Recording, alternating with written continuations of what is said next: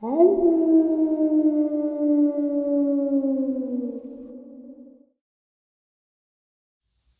greetings and salutations, everyone. I hope everyone is doing well, and welcome to this early morning, middle of the night bonus upload.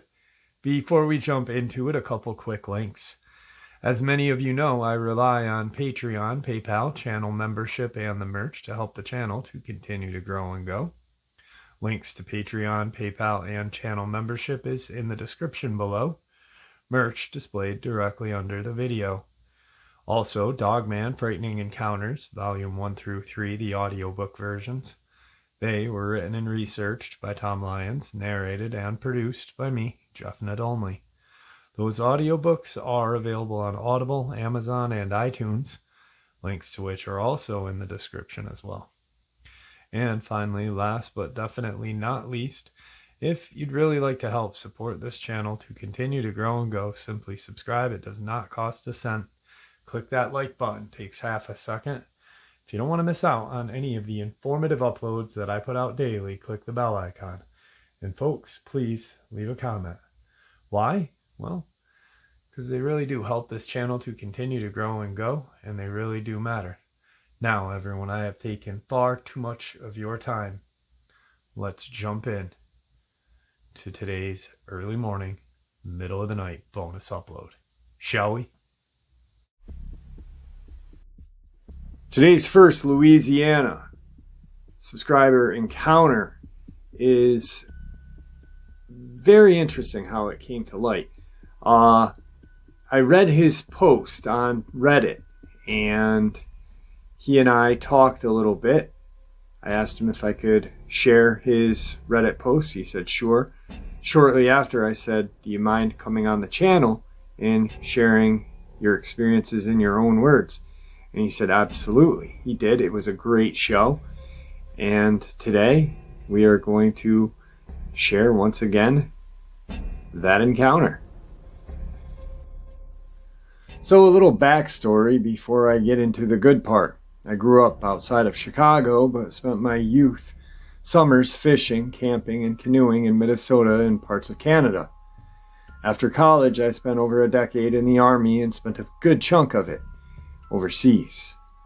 Through all of this, plus recreational travel, I've seen lots of things.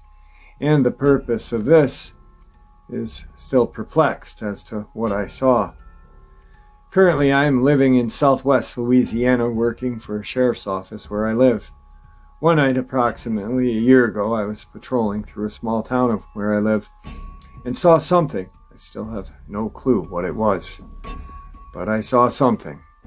I had just made a turn, and as I was heading through this small town, which happens to have a decent amount of wooded area throughout the town, I saw something run across the road in front of my unit. The only way to describe what I saw is it was all black. It had a bushy tail similar to a German Shepherd in proportion. It was running on two legs. It ran hunched forward, similar to a raccoon. Problem is, this thing's back was higher than a door-mounted rear-view mirror on my Charger. Now, think about this. That's 3.5 feet. Whatever I saw, I swear to God, was like 6 feet long running like this. So it ran across the street maybe 20 feet in front of my unit. And as soon as my brain processed what I saw, I turned around as fast as I could, turned on my LED scene light. Whatever it was gone. So this is where it gets very interesting. It was maybe 2 in the morning or so when I saw that. About an hour after, I swung into the local gas station to check on the night shift clerk. We get to talking, and he asks me the usual. How's the night going? Any good calls? Anything crazy tonight? I responded saying, yeah man, I saw something. It's weird though. I had just turned off the highway to head south through town, and I'm not really sure what I saw. The clerk, mind you, I haven't described what I saw or anything to him because I didn't want to sound crazy. Proceeds to tell me about how a few days prior he was riding his bike home just after midnight, and how he saw something as well, and goes on to describe the same exact thing I saw. I literally stood there dumbfounded, not saying a word. I honest to God had the chills every time I think about that night. The clerk looked at my response to what he described to me and literally said, "Oh, you saw it too. Thank God I'm not crazy." I've told this story to my brother, who's really into Sasquatch, Dogman, lizard people, and he believes I saw a juvenile Dogman. Now, of course, during the interview, he shared a little bit more geography, not exact county, because he wanted to remain anonymous. He is still active duty. Shared how this thing would have been bigger than the clerk on his bicycle. A little bit more details. I'm going to reach out and see if he'd be willing to come back on and discuss this a little further. Super nice guy. I had a blast talking to him before, during, and after. So hopefully I can get him to come back on. That'd be really cool. Anyway, moving on. Today's second subscriber, Louisiana encounter. Hey Jeff, my name's BD. I'm 43. I've lived in Louisiana my entire life. I live about 30 minutes south of Lafayette, Louisiana. I've been hunting, fishing, trapping since I was old enough to hold a gun or a fishing pole. I've been working in the swamps and marshes since I was 16. I've hunted alligators, crawfish, commercial fishing, and seismograph drilling, and many other things. I've had strange things happen to me in the swamps and woods, paranormal things. But my first cryptid encounter happened about 6 years ago. I live in the woods in a small home behind my parents' house, and I didn't have a driveway to my house. I'd have to park at my parents' house and walk down a path to mine. I would usually wake up at 4 in the morning, get ready for work. I'd get up, make my coffee, make my lunch for the day, let my dog out before I leave. This particular morning, I went to let my dog out to do his business. I opened the door to let him out. He took a couple of steps onto the porch, but would not go down the steps. My dog's name is Buck, and he is a 145-pound white American pit bull, and has never been scared of anything. He was a very special dog to me. He saved my life when my trailer caught fire. He dragged me off the couch to wake me up. Anyway, when I go to let him out, he just stands on the porch growling and hair standing up on his back and neck. So I go to walk him off the porch, and all he would do was stand in front of me and push me into the house.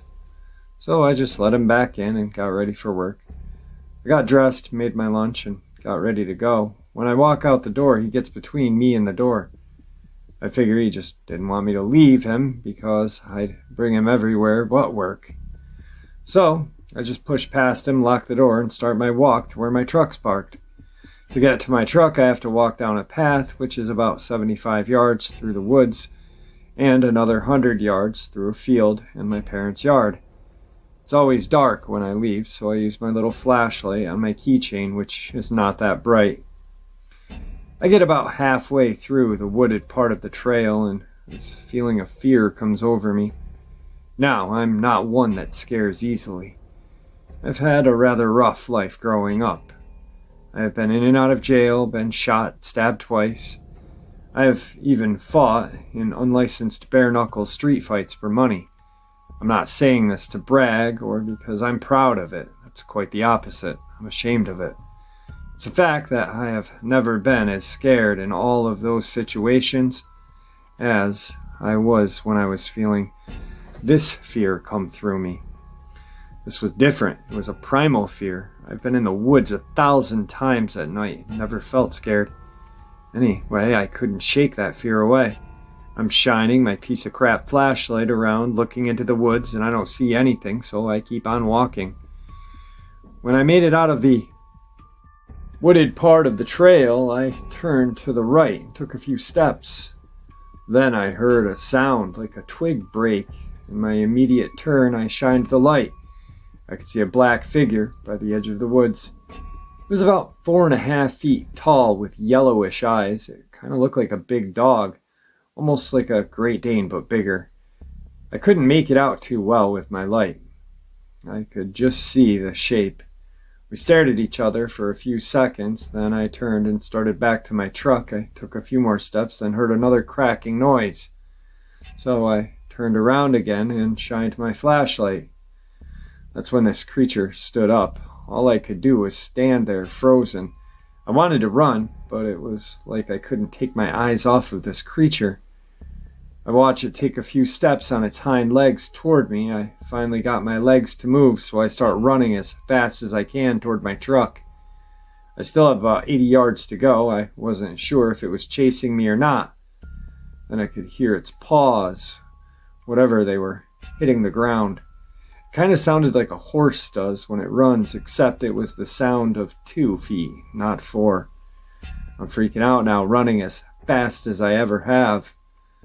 I would have given Forrest Gump a run for his money at that point. I can hear it breathing behind me. Now I know this sounds crazy, but I could feel its hot, nasty breath on the back of my neck. I really thought I was good as dead. I round the corner to where my parents' fence is now. I only have 20 or more yards to go. This is when I was certain it was going to get me. I was praying that my truck door was unlocked because I figured it's going to get me while I'm fumbling with my keys. Thank God when I grabbed the door handle, it was. I jumped in my truck and immediately turned the brights on. This is when I got the biggest shock of my life. This thing was just standing there by the fence and woods, just looking at me. Jeff, I can't even make this up. This thing looked like it had crawled out of the bowels of hell. Its head looked like the cross between a wolf and a hyena. Its ears almost looked like a rabbit's ears, but bigger, with tufts of fur on the tip. It looked black, with a little gray around its snout and chest. The shoulders on this thing were huge, like bowling balls. Its chest and torso were huge. Also, it was so muscled up, you could see the definition through its fur. Its upper body tapers down like a V shape. I'm a novice bodybuilder, and it makes me look like a baby. I think it would have given Mr. Olympian a run for his money. Its legs were like dog legs, but much bigger. I was sure I was looking at a werewolf. The thing that really freaked me out was it looked dead at me and smiled. It didn't show its teeth like a dog does when it's mad. This thing smiled at me. I could see every one of its sharp teeth. It stood there grinning, rocking back and forth, then just makes one leap and it's out of sight. I left. I got about 3 miles away, got sick, and had to throw up. I called my parents to tell them that I saw a man all in black creeping around their house to get their guns and lock their door. I didn't know how to say I saw a friggin' werewolf. If I learned anything from this, it's trust your dog. He was trying to warn me, and I didn't listen. I miss him so much. He was my best friend I had ever had. I had him for 16 years. He passed away last year. I'm tearing up now thinking about him. I'll never get over him. It just gets worse every day. Thanks for what you're doing, Jeff. I know you help a lot of people. You sure helped me. P.S. Please don't use my real name. Thanks, friends, and God bless. So then I get his second and third encounter in one email. He also is a super, super nice guy. Sent me a alligator head, which is now hanging on my studio wall and is one of my favorite things in this studio. I've got a couple things that subscribers have sent me. Paintings, t-shirts, gator head,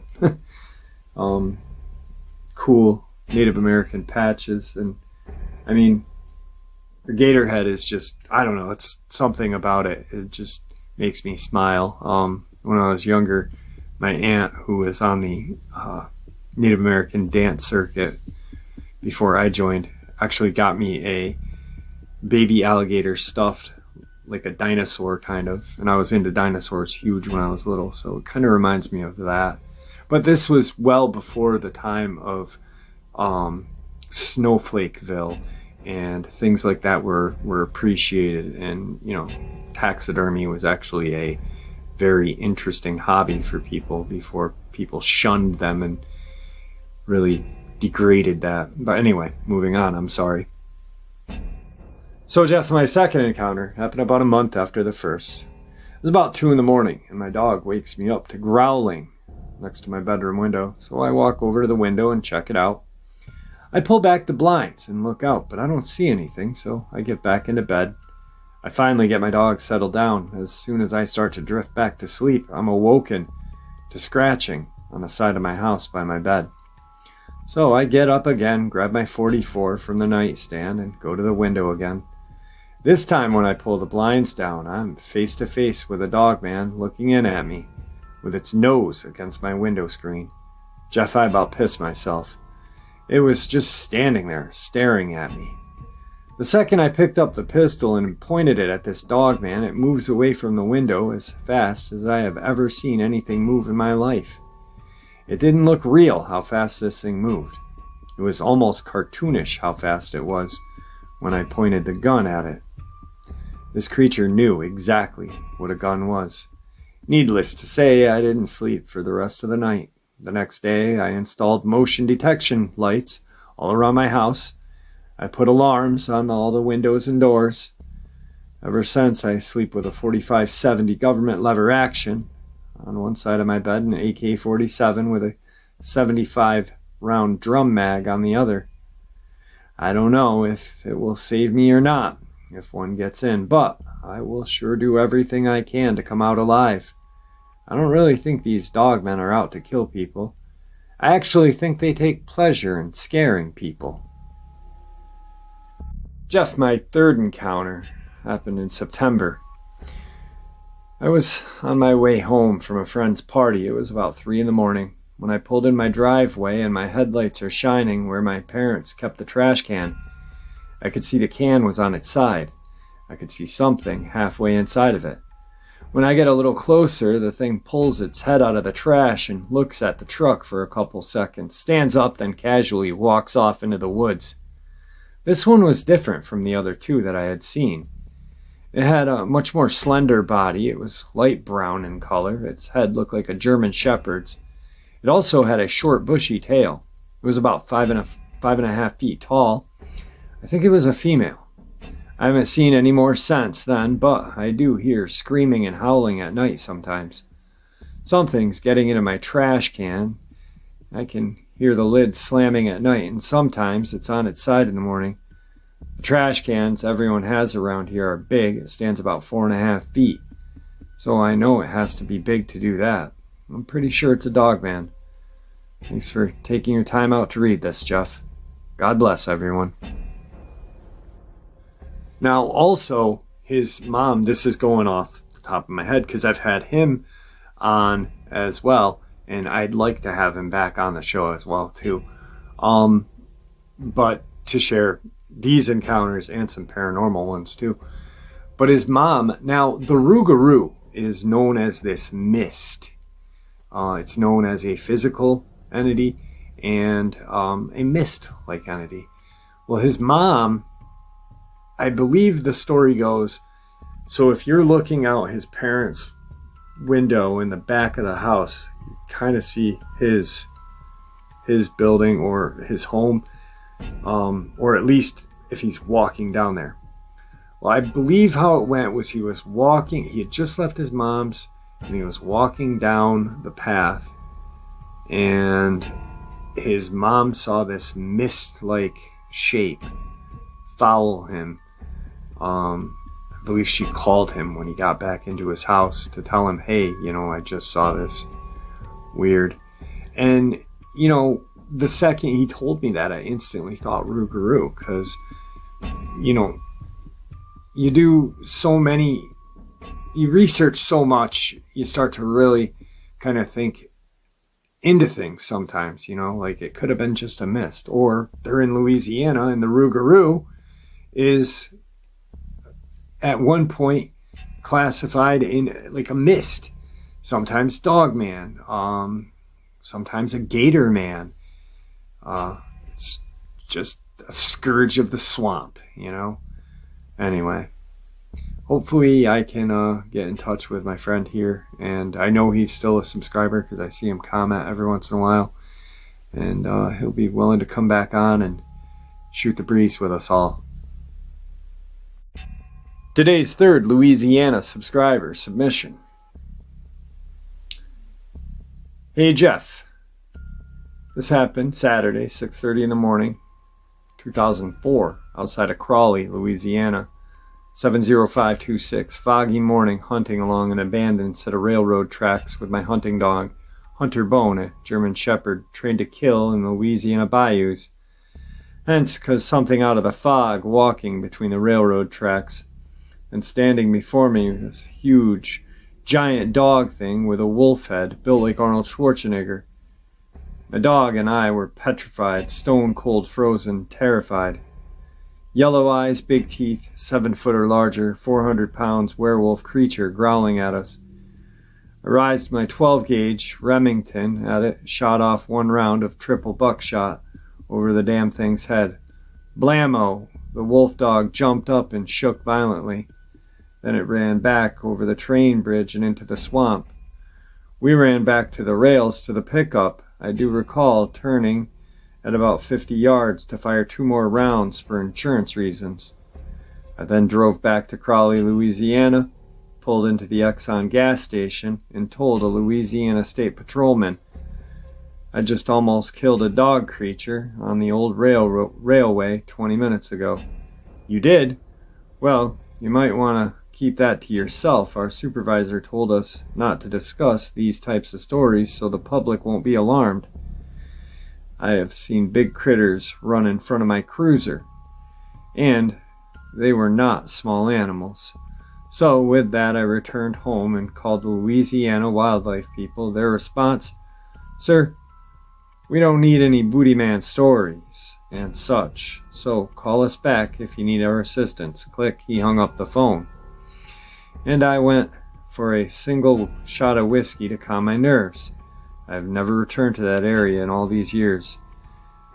I was mad the wildlife agency never told me of these Dogman animals in the 25 years of hunting alone in the dark and desolate Louisiana bayous. So watch yourself if you are stubborn and insist on being a lone wolf type hunter.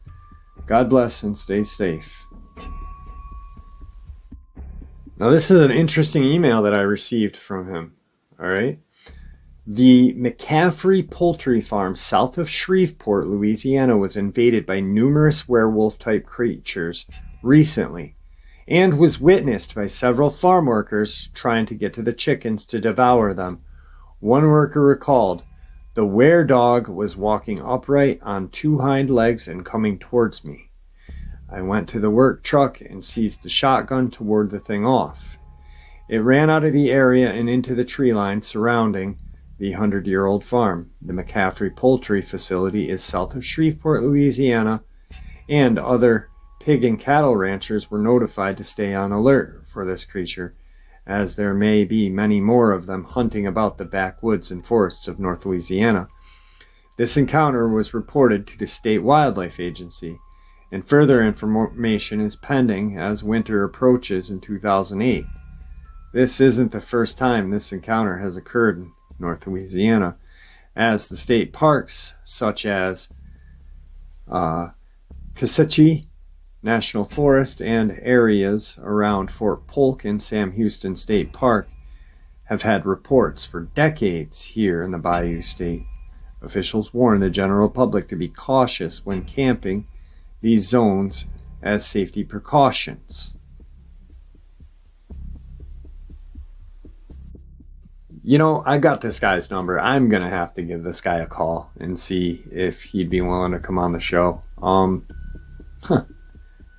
Because that last part of, the second email is very interesting. And, it sounds like, to me, this guy knows what's going on. And I'd like to hear what he's got to say about some more stuff going on in that area.